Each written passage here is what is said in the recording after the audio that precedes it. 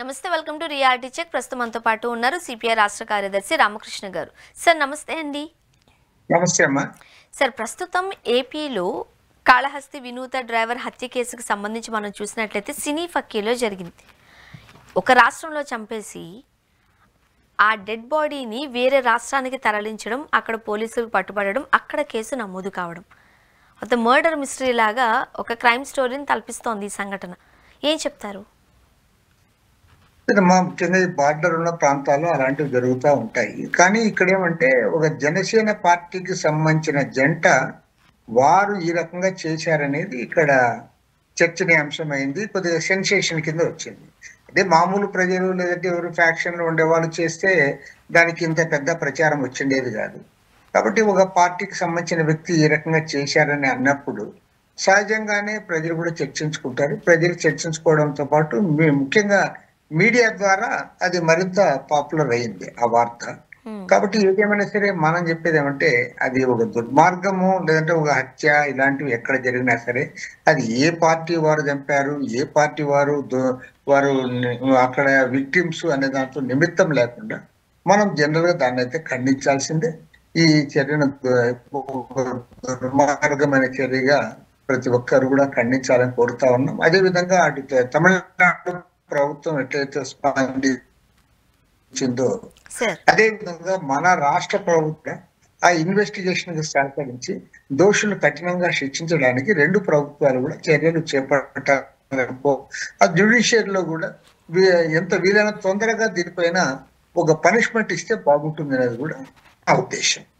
Sir ముఖ్యంగా ఇది జనసేనకు సంబంధించిన వ్యక్తులే చేశారు అంటూ కూడా పోలీసుల విచారణలో తేలింది. వాళ్ళను సస్పెండ్ చేశారు. సస్పెండ్ చేయడం వరకు అది హర్షించదగింది అనేది కూడా వింటూ ఉన్నాము. మీ అభిప్రాయం ఏంటి? సస్పెండ్ చేస్తే సరిపోతుందా? ఎందుకంటే ఒక వ్యక్తిని చంపేశారు, అది సినీ ఫక్కీలో ఇక్కడ నుంచి వేరే రాష్ట్రానికి తరలించడం, ఇన్ని సిసి కెమెరాస్ మధ్య బోర్డర్స్ దాటుకుంటూ ఎలా వెళ్ళగలిగారు? అంత ధైర్యం ఎక్కడి నుంచి వచ్చింది? ఇది ఏపీ ప్రజల్లో ఉన్న అనేక అనుమానాలకి దారితీస్తోంది. ఇప్పుడు జనసేన పార్టీ రూలింగ్ పార్టీలో ఉన్న వాళ్ళకి సహజంగానే కొంత పోలీస్ సహకారం వస్తుంది. గవర్నమెంట్ మాధ్యమే మేమేం చేసినా మాకు అడ్డు అందుకుండదనే పద్ధతుల్లో వారు చేసేది ఇదే. కానీ రాజకీయ పార్టీగా వారు చేయగలిగింది ఏమంటే వారి పార్టీ నుంచి సస్పెండ్ మాత్రమే కానీ వారు పనిష్మెంట్ ఇవ్వడానికి పనిష్మెంట్ ఇవ్వాల్సింది ఎవరు? యంత్రాంగము, జ్యుడిషియరీ యంత్రాంగము, ప్రత్యేకించి పోలీస్ యంత్రాంగము ఇందులో ఎవరైతే ఇన్వాల్వ్ అయినారో వాళ్ళ పట్ల కఠినంగా వ్యవహరించాలి. అదేవిధంగా వాళ్ళని కోర్టు ముందు దోషులుగా నిలబెట్టాలి, కోర్టులో వారికి శిక్ష పడాలి. అదేవిధంగా వాళ్ళకి బెయిల్ రాకుండా కూడా అన్ని రకాలుగా ప్రయత్నాలు చేయాలి. కాబట్టి నేను కోరేది ఏమంటే ఒక రాజకీయ పార్టీగా జనసేన పార్టీ స్పందించింది, వారు సస్పెండ్ చేశారు. వారికి సస్పెండ్ చేయడం కంటే మించిన అధికారం వారికి పార్టీగా రాజకీయ పార్టీకి ఉండదు, ఏ రాజకీయ పార్టీకి ఉండదు. అది వైఎస్ఆర్ కాంగ్రెస్ పార్టీ కానీ, తెలుగుదేశం పార్టీ కానీ, ఈవెన్ సిపిఐ అయినా ఏ పార్టీ అయినా పార్టీలో తప్పు చేసి మేము వారు సస్పెండ్ చేయగలము లేదా ఎక్స్పెల్ చేయగలమే తప్పితే మేమంతకు మేమే వేస్తామని చెప్పడానికి అయితే అవకాశం ఉంది. కాబట్టి ఇవాళ ప్రభుత్వ యంత్రాంగము ప్రత్యేకించి పోలీసులు దీనిపైన కఠినంగా వ్యవహరించాలని చెప్పి మేము డిమాండ్ చేస్తా ఉన్నాం. ఇక్కడ మన రాష్ట్ర ప్రభుత్వము ప్రత్యేకించి మన రాష్ట్ర పోలీసులు ఈ కేసు విషయంలో పూర్తిగా తమిళనాడు ప్రభుత్వానికి సహకరించాలని కూడా కోరుతాం.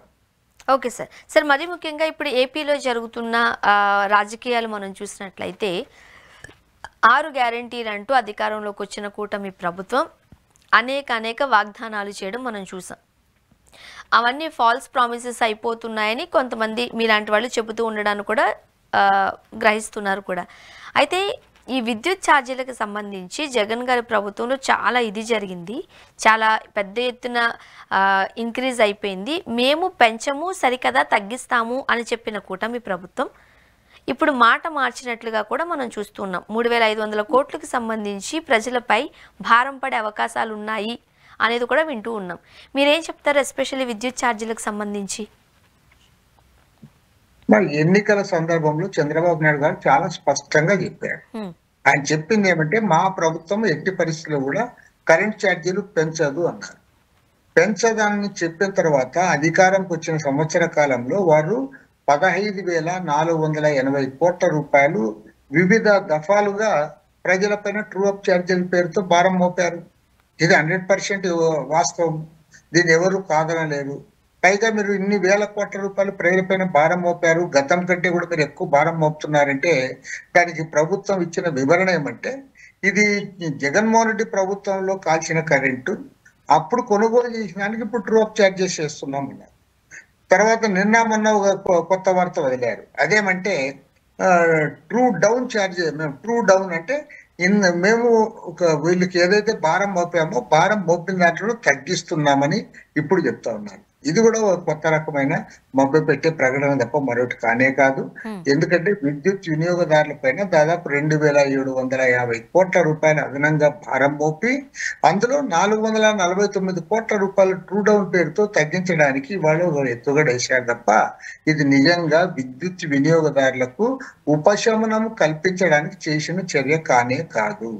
కాబట్టి మేము స్పష్టంగా చెప్తున్నది ఏమంటే, ఎన్నికల్లో ఈ ప్రభుత్వం ఇచ్చిన వాగ్దానాన్ని తుంగలో దొక్కారు. ఖచ్చితంగా ప్రజలు మభ్య పెడతా ఉన్నారు, వినియోగదారులపై భారాలు మోపుతా ఉన్నారు. కాబట్టి రాష్ట్ర వ్యాప్తంగా విద్యుత్ వినియోగదారులందరూ దీనిపైన అసంతృప్తి వ్యక్తం చేస్తా ఉన్నారు.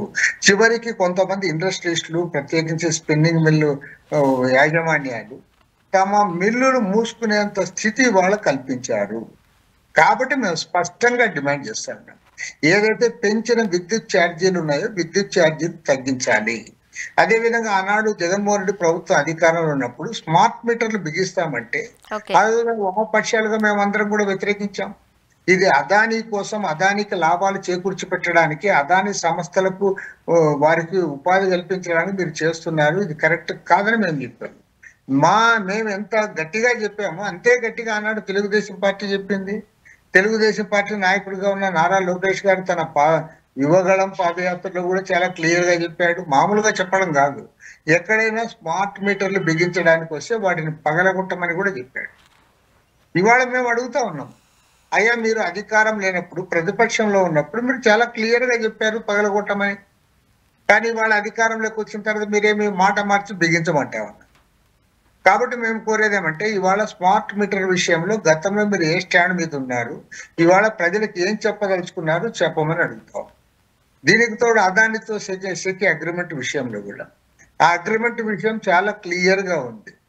1,10,000 కోట్ల రూపాయల అదనపు భారము 25 ఏళ్ల పాటు మన రాష్ట్ర విద్యుత్ వినియోగదారుల పైన పడుతుంది. పైగా ఇవాళ ఆ సోలార్ ఎక్కడ ఉత్పత్తి చేస్తారంటే వాళ్ళు రాజస్థాన్ లో ఉత్పత్తి చేస్తారు. దాని పర్యవసానంగా ఏమంటే, ఇక్కడి రైతులకు రావాల్సిన, నిజంగా అదే సోలార్ ఇక్కడ ఉత్పత్తి చేస్తే 30 సంవత్సరాల పాటు రైతులకు లీజ్ అగ్రిమెంట్ ఉంటుంది. ఆ లీజ్ అమౌంట్ వాళ్ళకు వస్తుంది, మన రైతులకు. కానీ వాళ్ళ రాజస్థాన్ లో ఉత్పత్తి చేస్తారు కాబట్టి రాజస్థాన్ రైతులకు వస్తుంది. అదేవిధంగా రాజస్థాన్ ప్రభుత్వానికి ట్యాక్సులు వస్తాయి, అక్కడ 14,000 మందికి ఉపాధి ఉద్యోగాలు వస్తాయి. ఇక్కడ వాళ్ళు అన్ని కూడా నష్టపోతారు. దాదాపు 1,10,000 కోట్ల రూపాయల అదనపు భారం పడే ఈ అదానీ అగ్రిమెంట్ రద్దు చేయమని మేము అడుగుతాం. ఆ రోజు రద్దు చేయాలని చెప్పి ప్రతిపక్షంలో ఉన్నప్పుడు, ఇవాళ అధికారంలోకి వచ్చిన తర్వాత అదానికి మోడీకి మంచి సంబంధాలు ఉన్నాయి కాబట్టి, బీజేపీ అదానీని బలపరుస్తూ ఉంది కాబట్టి ఇవాళ వీళ్ళు వాళ్ళని వెనకేసుకుని వస్తా ఉన్నారు, మాట్లాడలేకపోతా ఉన్నారు. తెలుగుదేశం పార్టీ కూడా అధికారంలో ఉండి కూడా కుమ్మక్కు అవుతా ఉంది. కాబట్టి దాన్ని పూర్తిగా వ్యతిరేకిస్తా ఉన్నాం. దీనిపైన నిన్న వామపక్ష పార్టీలు, ప్రజా సంఘాలు అందరం కూడా నిన్న భారీ ఎత్తున సదస్సు కూడా నిర్వహించాం విజయవాడలో. రేపు 15వ తేదీ నుంచి రాష్ట్ర వ్యాప్తంగా 26 జిల్లాల్లో కూడా పెద్ద ఎత్తున ప్రచార కార్యక్రమానికి టేకప్ చేస్తా ఉన్నాం. ఆగస్టు 5వ తేదీ నాడు రాష్ట్ర వ్యాప్తంగా అన్ని విద్యుత్ కార్యాలయాల ముందు కూడా పెద్ద ఎత్తున ధర్నా కార్యక్రమాలు కూడా చేపట్టాం. సరే, ఇప్పటికే అంటే బీజేపీ గవర్నమెంట్ కావచ్చు, ఇక్కడ కూటమి ప్రభుత్వం కావచ్చు, అదానీ గ్రూప్కి లెక్కలేనన్ని ఫేవర్స్ చేస్తుంది. అదానీ గ్రూప్ను కాపాడడానికి ప్రభుత్వం సాయశక్తిలా కాపాడుతుంది. వేల కోట్లు వాళ్ళకి దారాదత్తం చేయడానికి వివిధ కంపెనీలకు సంబంధించి కావచ్చు, లేకపోతే ముఖ్యంగా ఈ ఛార్జీకి సంబంధించి కావచ్చు, తన శక్తి వంచన లేకుండా శ్రమ పడుతోంది అనేది ఒక వర్గం వారు గట్టిగా నినదిస్తున్నారు. అంటే ఇక్కడ కూటమిలో బీజేపీతో ఉన్నారు కాబట్టి మోదీ గారి దగ్గర నుంచి వీళ్ళు ఏం అనలేరు కాబట్టి ఇక్కడ కూటమి ప్రభుత్వం తలొగ్గుతుంది అని అనుకోవాలా? 100% మా గతంలో జగన్మోహన్ రెడ్డి ప్రభుత్వం ఉన్నప్పుడు కూడా అదానికి దోచిపెట్టాడు. పక్కాగా అదానితో ఆ రోజు సెక్యూ ద్వారా అగ్రిమెంట్ చేసింది జగన్మోహన్ రెడ్డి ప్రభుత్వమే. తర్వాత ఆ రోజు గంగవరం పోర్టు వారికి అప్పచెప్పింది కూడా జగన్మోహన్ రెడ్డి ప్రభుత్వమే. ఇవాళ మరింత బరి తెగించి చంద్రబాబు నాయుడు ప్రభుత్వము అదానికి దోచిపెడతా ఉంది. కాబట్టి అంటే ఈ రాష్ట్రంలో కర్మ ఏమంటే అది జగన్మోహన్ రెడ్డి ప్రభుత్వం ఉన్నా అదానికే దోచిపెడతారు, చంద్రబాబు నాయుడు ప్రభుత్వం ఉన్నా అదానికే దోచిపెడతారు. ఇద్దరు కూడా నరేంద్ర మోడీకి వత్తాసు పలుకుతారు. నరేంద్ర మోడీ అదానికి వత్తాసు పలుకుతా ఉన్నాడు కాబట్టి ఖచ్చితంగా వారికి ఊడిగం చేస్తా ఉంది. మరో మాటలో చెప్పాలంటే ఈ రాష్ట్రాన్ని దోచిపెడతా ఉన్నారు. కాబట్టి దీంట్లో చాలా క్లియర్ గా చెప్తా ఉన్నాం. వామపక్షాలుగా కమ్యూనిస్ట్ సిపిఐ తరఫున ఈరోజు చాలా స్పష్టంగా చెప్తా ఉన్నాం, చంద్రబాబు నాయుడు గారు తన వైఖరి మార్చుకోవాలి. మీరు ప్రతిపక్షంలో ఉంటే అదాని దోపిడీ కనపడుతుందా? మీరు అధికారం లేకొస్తేనే అదానికి వంత పాడతారా? అదానికి ఊడిగం చేస్తారా? అదానికి దోచిపెడతారా? కాబట్టి ఉంటే వెరీ క్లియర్ గా మేము చెప్తా ఉన్నాం, దీన్ని అనుమతించేది లేదు. రాబోయే రోజుల్లో మరింత స్పష్టంగా ఉద్యమాన్ని ముందుకు తీసుకుపోతాం, ప్రజానీకాన్ని సమీకరిస్తాం, కలిసి వచ్చే రాజకీయ పార్టీలు, ప్రజా సంఘాలు అందరూ కూడా కలుపుకుంటాం. అందరిని కలుపుకొని ఖచ్చితంగా దీనికి అడ్డుకట్ట వేస్తాం. ఇప్పుడు ఈ స్మార్ట్ మీటర్లకి సంబంధించి పెద్ద ఎత్తున ఒక టైంలో ఒక వ్యతిరేకం వ్యక్తమైన నేపథ్యంలో నిజంగానే ఈ లాభ నష్టాలు ఏమంటారండి? స్మార్ట్ మీటర్లకు సంబంధించి అది ప్రజలకు ఉపయోగకరంగా ఉంటాయా, ఉండవా? ప్రజలకు ఉపయోగకరంగా ఉంటే ప్రజలే కోరుతారు కదా. ఇప్పుడు ప్రజలు కూడా అందరూ అవేర్నెస్ ఉన్న వాళ్ళే, అందులో చాలా మంది చదువుకున్న వాళ్ళు, అంతేకాకుండా వ్యాపారాల్లో ఉన్నవాళ్ళు లేదా పారిశ్రామికవేత్తలు, వీళ్ళందరికీ తెలియదా స్మార్ట్ మీటర్ వల్ల వాళ్ళకి ఉపయోగం ఉందంటే వాళ్ళే రిక్వెస్ట్ చేస్తారు గవర్నమెంట్ని, మాకు స్మార్ట్ మీటర్ పెట్టండి, కావాల్సింటే 10 రూపాయలు ఎక్కువైనా పర్వాలేదు అని అంటే. పబ్లిక్ అవేర్నెస్ లేని పబ్లిక్ అయితే వాళ్ళకి గవర్నమెంట్ ఏం చేస్తుందో తెలియదు. కానీ చాలా మంది 160% మంది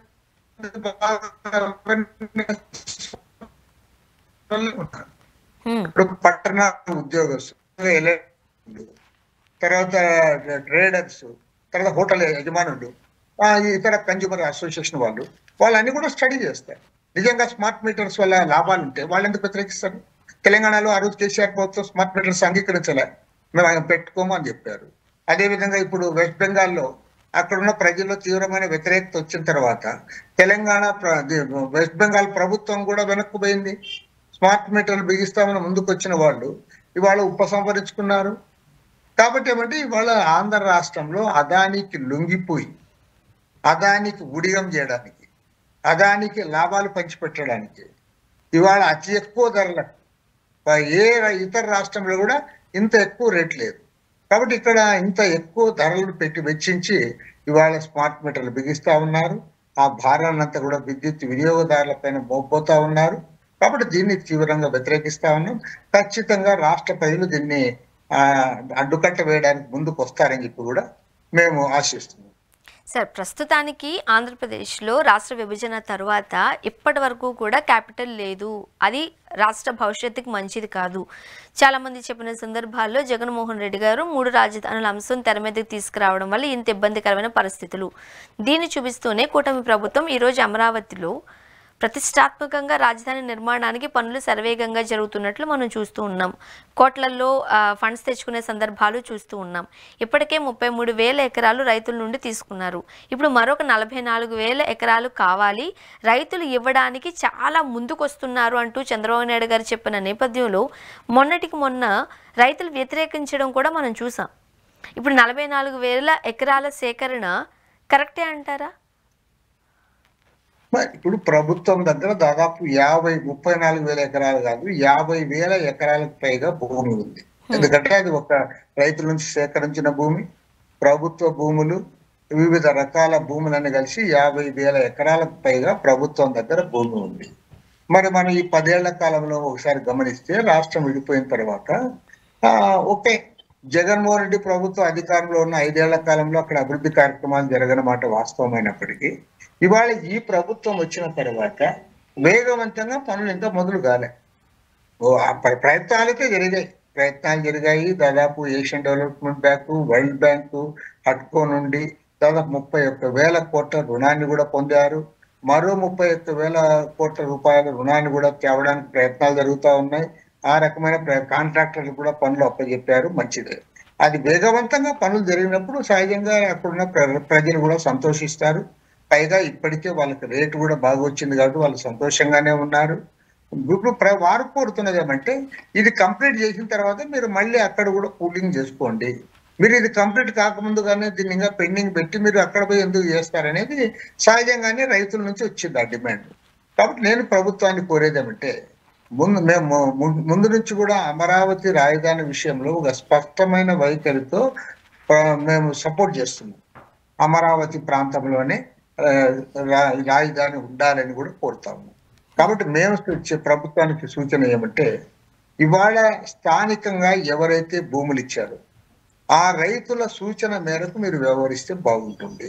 నంబర్ 2, గతంలో మాదిరి సంవత్సరాల పర్యంతం కాకోకుండా వేగవంతంగా నిర్మాణాలు చేపట్టండి.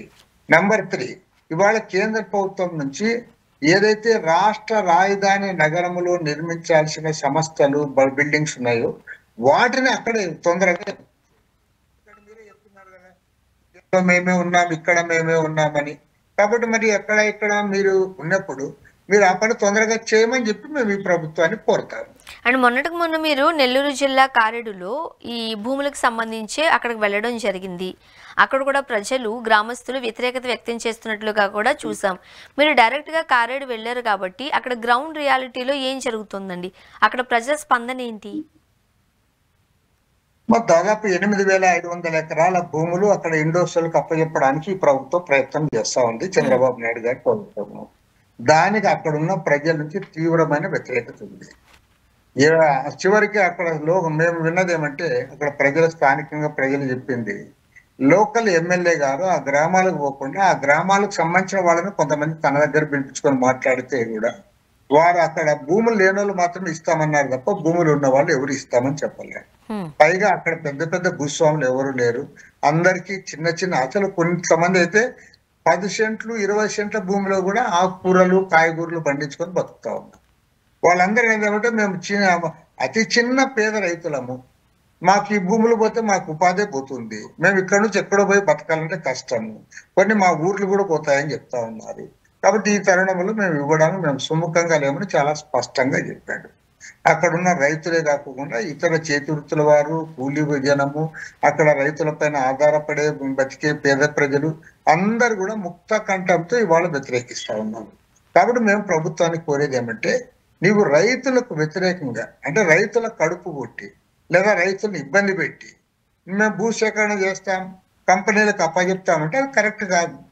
నువ్వు అదే ఇండస్ట్రియల్ కంపెనీ ఇంకోతో ఎక్కడ నువ్వు ఎవరొద్దంటారు, ఎక్కడైతే పడావు భూములు ఉన్నాయో, ఎక్కడైతే గవర్నమెంట్ భూములు ఉన్నాయో, ఎక్కడైతే పంట పండని భూములు ఉన్నాయో, ఎక్కడైతే వెనుకబడిన ప్రాంతాలు ఉన్నాయో ఆ ప్రాంతాల్లో పోయి తీసుకొని ఇవ్వు. అక్కడ వాళ్ళు ఇవ్వడానికి కూడా సుముఖంగా ఉన్నారు. అది కాకుండా ఇక్కడ మంచిగా నీళ్లుండి పంటలు పండించుకొని ప్రజలు బతుకుతా ఉంటే అక్కడ బ్రహ్మాండమైన పచ్చదనం ఉంది.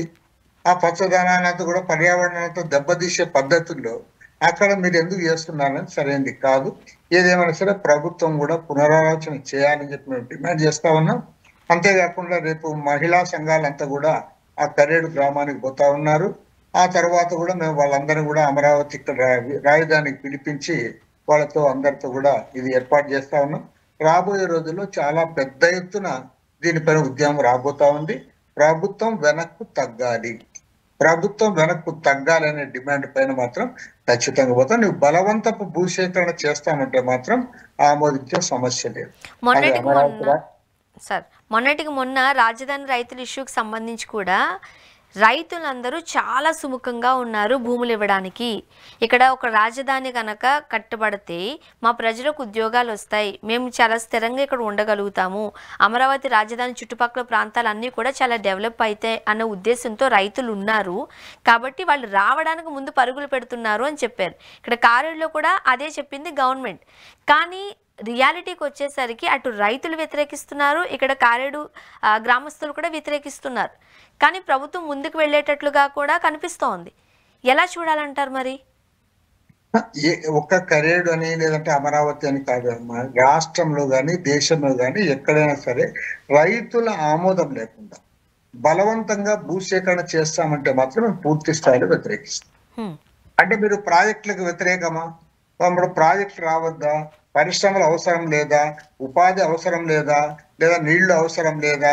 కాలువలు అవసరం లేదా అని కొంతమంది మమ్మల్ని ప్రశ్నిస్తారు. నేననేది ఏమంటే ఖచ్చితంగా అవసరమే, కానీ మీరేం చేస్తా ఉన్నారు? ఆ పేరు మీదుగా భూ దోపిడీ చేస్తాను. మీకు ఎంతైతే భూమి కావాలో ఆ భూమి ఎంత ఎక్కడ ఉంది, దాన్ని ఎక్కడ సేకరించడానికి అవకాశం ఉంది, ఎక్కడ రెసిస్టెన్స్ తక్కువ ఉంది, ఎక్కడ రైతులు కూడా ఒప్పించడానికి చేస్తారు అనే దాన్ని పెట్టుకోవాలి. ఇప్పుడు ఉదాహరణకి మీరు అమరావతి రాజధాని ప్రాంతంలో అక్కడ భూ ల్యాండ్ పూలింగ్ చేశారు. అక్కడ రైతులు సహకరించారు కాబట్టి మీరు తీసుకోవాలన్నాం. తప్పేముంది?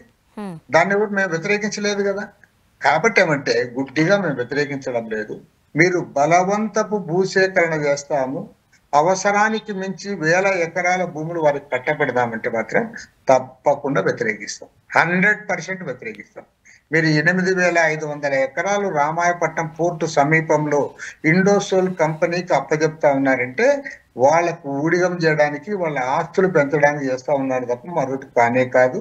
దీన్ని సంపూర్ణంగా వ్యతిరేకిస్తాం. మేమే కాదు, వామపక్ష పార్టీలన్నీ వ్యతిరేకిస్తా ఉన్నాయి.